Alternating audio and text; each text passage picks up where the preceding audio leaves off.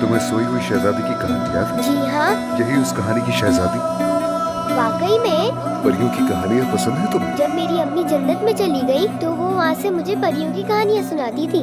बाबा भी कहानियाँ सुनाते थे, लेकिन वो बाद में सब भूल गए। फिर उन्होंने सुनाना छोड़ दिया। हमने अपनी पूरी कोशिश की, लेकिन हम बच्ची को नहीं बचा सके। अल्लाह आप सब घर वालों को सब्र दे।